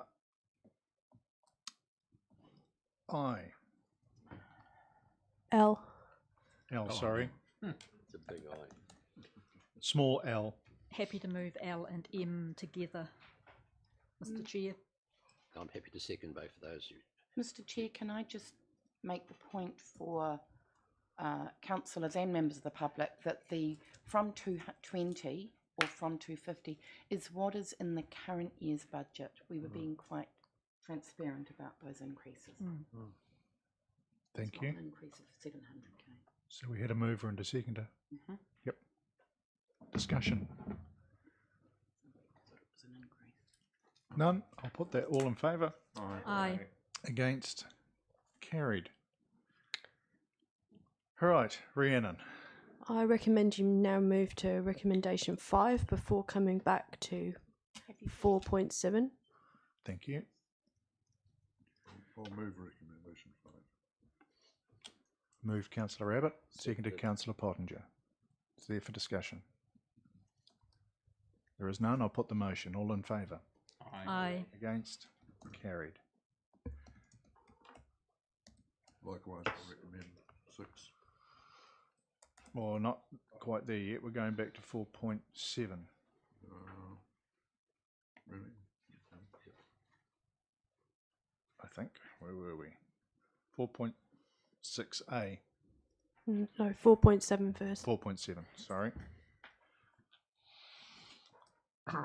I'll move, Mr. Chair, All of it? the whole of 4.7A with all its sub-clauses. 4.7A. Moved Councillor Soper. Seconded Councillor Clark. 47B. And I'll include 4.7B for completeness. Thanks. Councillor Clark, you happy with that? Yeah, I'm happy with that. Thank you. It's there for discussion. Sorry, we're jumping around a little bit, but it's all going to work in the long run. No comments? I'll put the motion. All in favour? Aye. Against? Carried. This time, so it'll bring us back to 4.6. Thanks.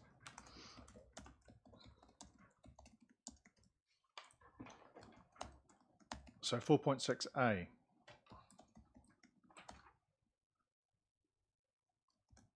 Note and confirm all the changes required to the budget as a result of changes to the operating environment. Actually, we might as well go through the next few. Any amendments required to these, Michael? No. B, C,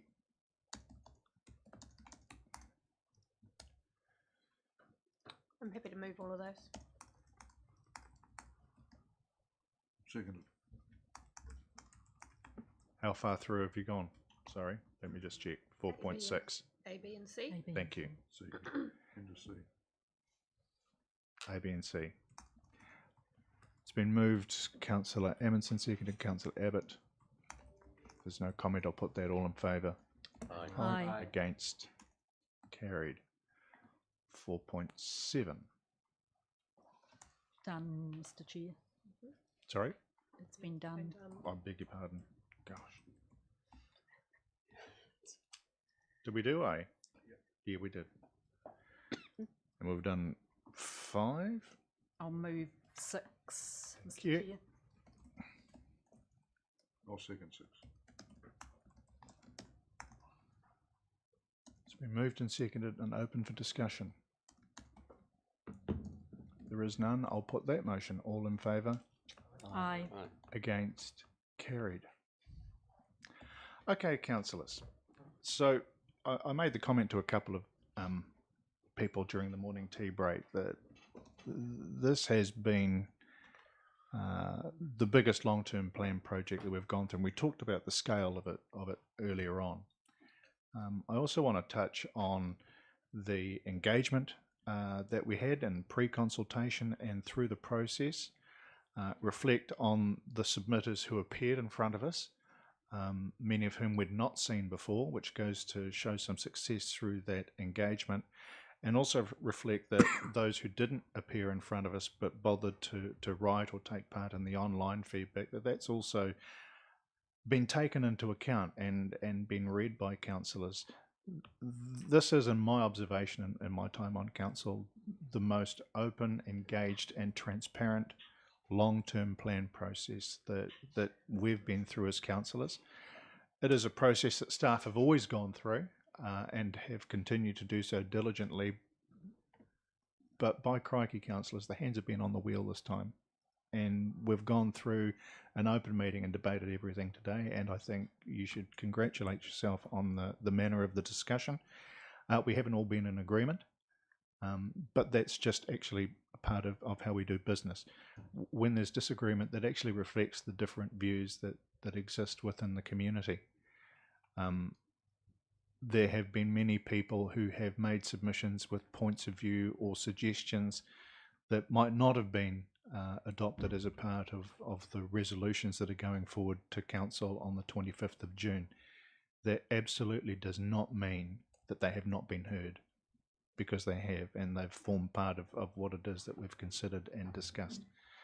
So thank you for that. Thank you for staff who now have some ongoing work to go through. And at this stage, Mr. Grant, I'll hand over to you for a quick comment.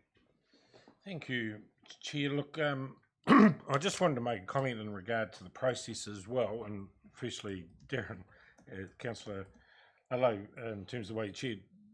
When Lindsay and I took on this role, the LTP was the biggest issue in the Thompson report. And I just have to say, we met with Rhianna at the first part of that process and came away very confident. I just want to acknowledge, like you did, Mr. Chair, from an external point of view, we've been both impressed by the staff and the way they've provided the information, but more importantly, I think the way councillors have worked through the process. And I'd have to say, in comparison to some other LTPs I see around the countryside, this has been a very impressive process, and I congratulate you all. I think it's been a pleasure to be part of it. Thank you. Thank you. Councillors, members of the public and staff, thank you for your engagement throughout today. I am going to officially declare the meeting closed. You have the afternoon to do your will. Keep warm and drive carefully.